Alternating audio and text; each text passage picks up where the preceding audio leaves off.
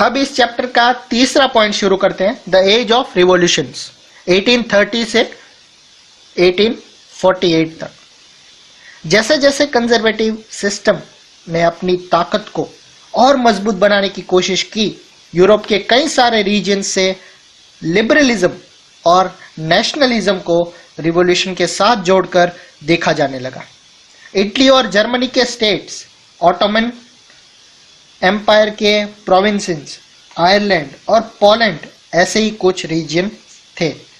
इन revolutions की leadership liberal nationalist ने किया, जो एजुकेटेड मिडिल क्लास लोग थे।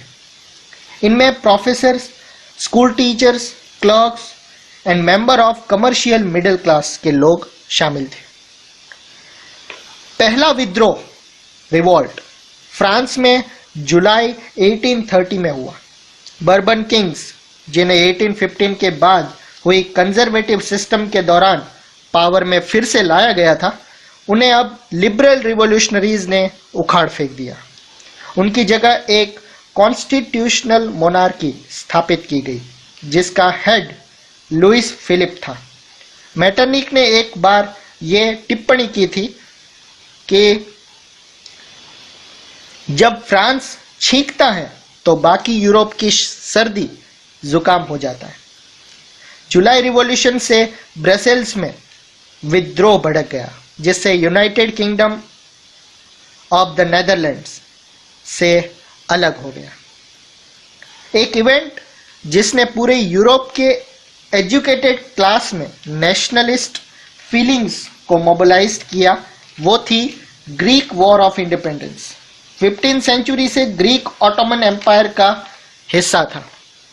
यूरोप में रिवॉल्यूशनरी नेशनलिज्म के ग्रोथ से ग्रीक्स का आज़ादी के लिए स्ट्रगल 1821 में शुरू हो गया। ग्रीक में नेशनलिस्ट को निर्वासन में रहकर ग्रीक्स के साथ वेस्टर्न यूरोप के कई लोगों का भी सपोर्ट मिला, जो एंशियंट ग्रीक कल्चर हेलेनिज्म के प्रति सिंपैथी रखते थे। पोएट्स एंड आर्टिस्ट ने ग्रीक को यूरोपियन सिविलाइजेशन का पालना बताकर प्रशंसा की और एक मुस्लिम एम्पायर के अगेंस्ट ग्रीक के स्ट्रगल के लिए लोगों को इकट्ठा किया। इंग्लिश पोएट लॉर्ड बायरन ने फंड इकट्ठा किया और बाद में वॉर में लड़ने में भी गए, जहां 1824 में फीवर से, बुखार से उनकी डेथ हो गई। फाइनली 1832 के ट्रीटी ऑफ कॉन्स्टेंटिनोपल ने ग्रीस को एक इंडिपेंडेंट नेशन की मान्यता दी।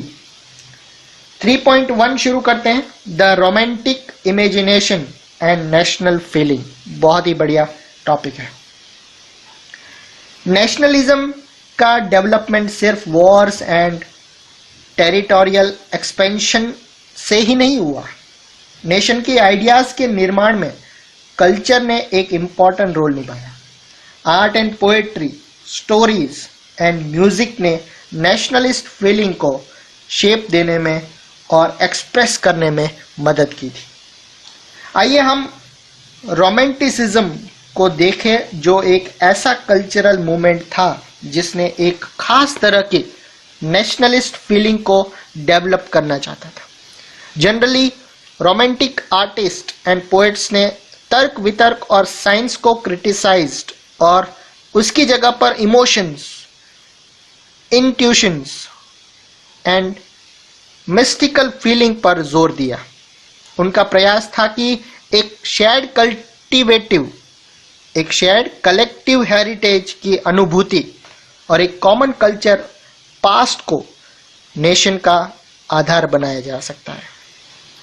जर्मन फिलोसोफर योहान गॉटफ्रीड जैसे रोमांटिक्स ने दावा किया कि ट्रू जर्मन कल्चर उसके कॉमन पीपल दास वॉक में पाई जाती है। नेशन यानी कि वॉक्सियस की true spirit folk songs, folk poetry and folk dances से दिखाई जाती थी। इसलिए फोक कल्चर के इन फॉर्म्स को कलेक्टिंग एंड रिकॉर्डिंग करना नेशन बिल्डिंग के प्रोजेक्ट के लिए जरूरी था। Vernacular languages and the collection of local folklore को इकट्ठा करने का उद्देश्य सिर्फ एंशिएंट नेशनल स्पिरिट को वापस लाना ही नहीं था, बल्कि मॉडर्न नेशनलिस्ट मैसेज को ज्यादा लोगों तक पहुंचाना था, जिनमें से ज्यादातर इलिटरेट थे, अनपढ़ थे। यह खास तौर पर पोलैंड पर लागू होता था, जिसका 18वीं सेंचुरी के एंड में रशिया, प्रशिया एंड ऑस्ट्रिया जैसी बड़ी ताकत ग्रेट पावर्स ने विभाजन कर दिया था। इवन दो पोलैंड अब इंडिपेंडेंट टेरिटरी नहीं था, लेकिन म्यूजिक एंड लैंग्वेजेस के जरिए नेशनल फीलिंग्स जिंदा रखी गई। कैरोल कुर्पिस्की ने नेशनल स्ट्रगल का अपने ओपेरा और म्यूजिक से सराहा और पोलोनाइज और माजूरका जैसे फोक डांसेस को नेशनल सिंबल्स में बदल दिया। लैंग्वेज ने भी नेशनलिस्ट सेंटिमेंट्स के डेवलपमेंट में इंपॉर्टेंट रोल निभाया। रशियन कब्जे के बाद पोलिश लैंग्वेज को स्कूलों से ही फोर्सली हटाकर रशियन लैंग्वेज को हर जगह जबरन डाला गया। 1831 में रशिया के अगेंस्ट एक आर्म रिबेलियन हुआ, जिसे आखिरकार दबाई दिया गया, वो आगे नहीं बढ़ा। इसके कई सारे मेंबर्स ने राष्ट्रवादी विरोध के लिए भाषा को एक हथियार बनाया। चर्च गैदरिंग और ऑल रिलीजियस इंस्ट्रक्शन में पोलिश का इस्तेमाल हुआ, लैंग्वेज है। इसका नतीजा ये हुआ कि बड़ी संख्या में प्रीस्ट एंड बिशप्स को जेल में डाल दिया गया। रशियन अथॉरिटीज ने उन्हें सजा देते हुए साइबेरिया भेज दिया गया, क्योंकि उन्होंने रशियन भाषा का प्रचार करने से मना कर दिया था। पोलिश भाषा रशियन डोमिनेंस के अगेंस्ट स्ट्रगल के सिंबल के रूप में देखे जाने लगे। बॉक्स 1 में यहां पर दिया है द ग्रीम ब्रदर्स की कहानी, folk tales and nation building. Grimm fairy tales एक जाना माना नाम है, बहुत ही फेमस।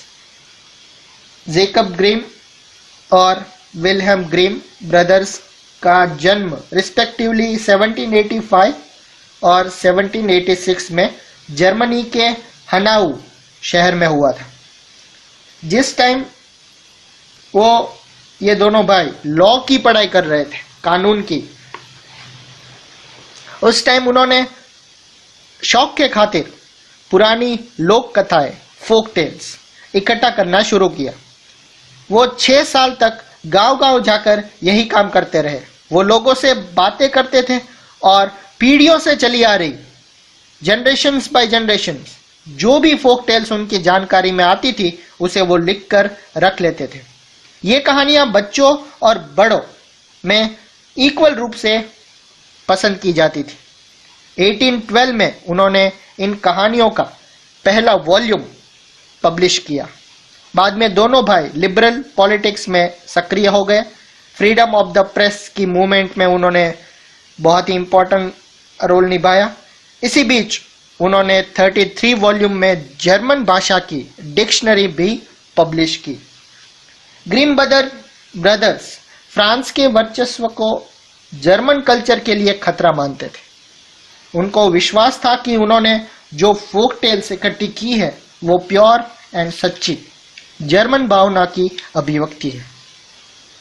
फोक टेल्स इकट्ठी करने और जर्मन भाषा को विकसित करने के अपने प्रयासों को वो फ्रेंच डोमिनेशन का विरोध करने और एक जर्मन नेशनल आइडेंटिटी की व्यापक योजना का हिस्सा मानते थे।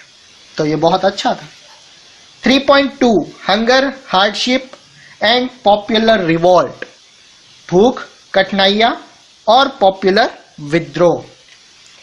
1830 का दशक यूरोप में भारी कठिनाइयां लेकर आए थे। इकोनॉमी 19वीं सेंचुरी के फर्स्ट हाफ में पूरे यूरोप में पॉपुलेशन जबरदस्त इंक्रीज हुई। ज्यादातर देशों में नौकरी ढूंढने वालों की तादाद एम्प्लॉयमेंट से ज्यादा थी। रूरल एरिया की पॉपुलेशन शहर जाकर भीड़ से भरी गरीब बस्तियों में रहने लगी। टाउन के स्मॉल प्रोड्यूसर्स को अक्सर इंग्लैंड से इंपोर्ट मशीन से बने सस्ते कपड़े से कड़ी कंपटीशन का सामना करना पड़ता। इंग्लैंड में इंडस्ट्रियलाइजेशन का लेवल कॉन्टिनेंट से ज्यादा था।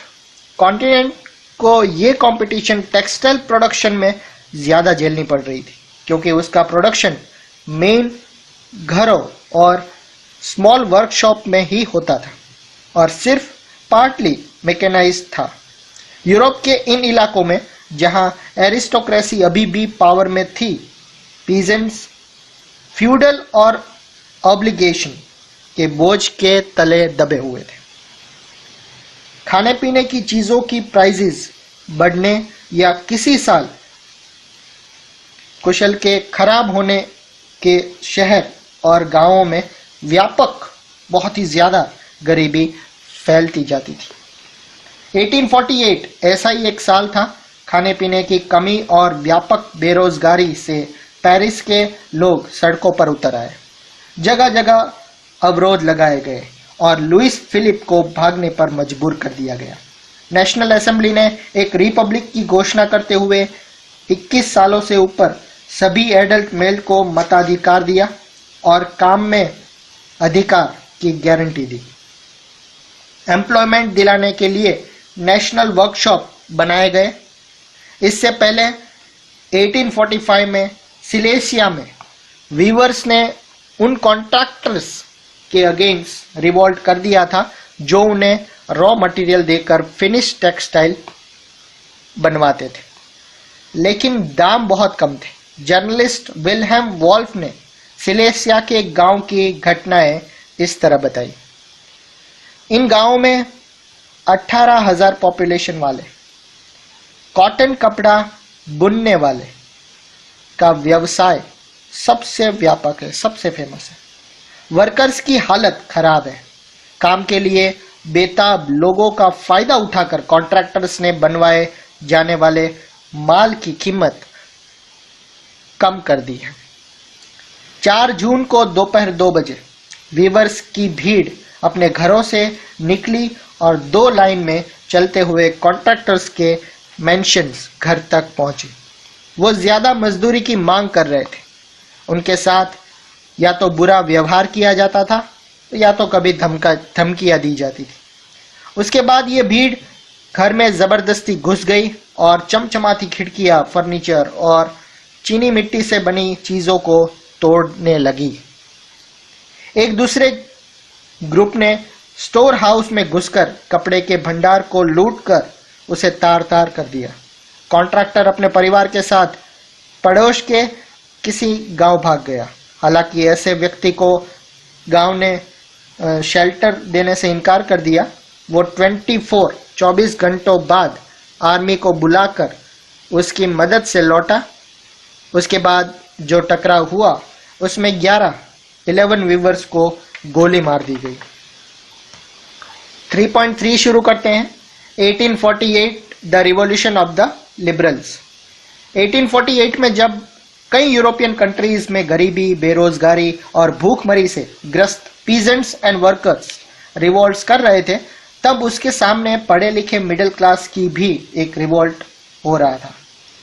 फरवरी 1848 की इवेंट से राजा को गद्दी छोड़नी पड़ी थी और एक रिपब्लिक की घोषणा की गई जो सभी मेल पुरुषों के मताधिकार पर आधारित था। यूरोप के दूसरे भागों में जहां अभी तक इंडिपेंडेंट नेशन स्टेट अस्तित्व में नहीं आए थे, जैसे Germany, Italy, Poland, Austro Hungarian empire, वहां के लिबरल मिडिल क्लास के मैन एंड वुमेन ने कॉन्स्टिट्यूशनलिज्म की डिमांड की और उसको नेशनल यूनिफिकेशन के साथ जोड़ दिया। उन्होंने बढ़ते लोगों का असंतोष का फायदा उठाया और एक नेशन स्टेट के निर्माण की मांग को आगे बढ़ाया।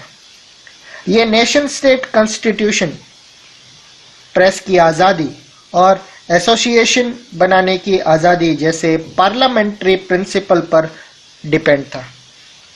जर्मन इलाकों ने बड़ी संख्या में पॉलिटिकल एसोसिएशंस ने फ्रैंकफर्ट शहर में मिलकर एक ऑल जर्मन नेशनल असेंबली के पक्ष में मतदान का फैसला किया।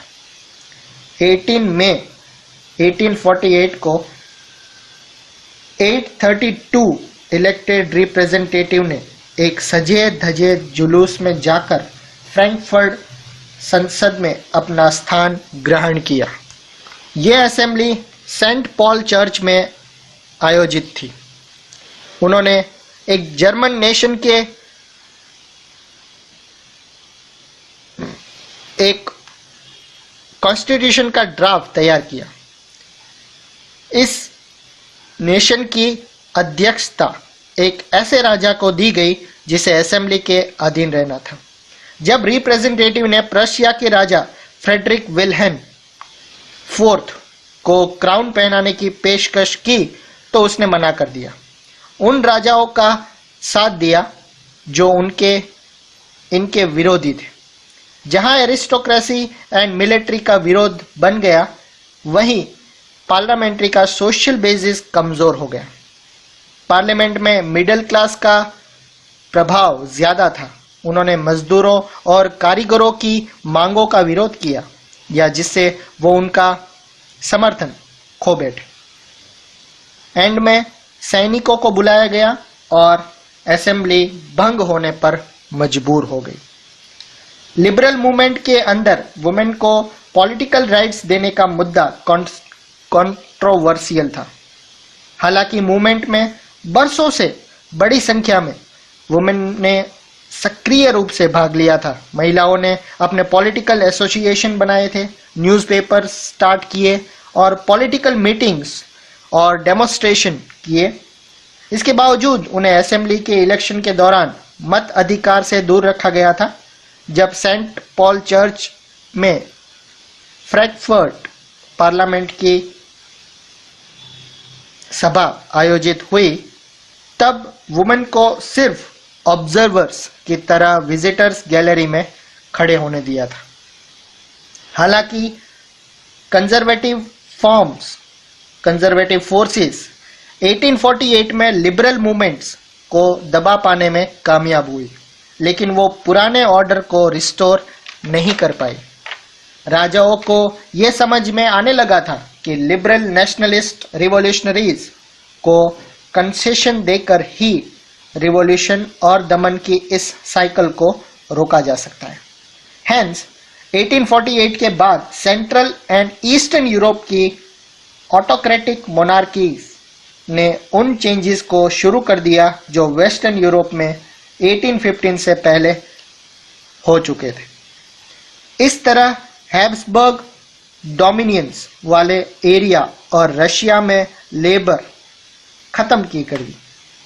हैब्सबर्ग रूलर्स ने हंगरी के लोगों को ज्यादा ऑटोनॉमी दी। हालांकि इससे ऑटोक्रेटिक मैग्यारों के प्रभुत्व का रास्ता ही साफ होता गया। फिगर 10 में आप देख सकते हैं सेंट पॉल की चर्च में फ्रैंकफर्ट पार्लियामेंट। ऊपर लेफ्ट गैलरी में वुमेन बैठी हुई है। न्यू वर्ड्स में ideology, system of ideas reflecting a particular social and political vision.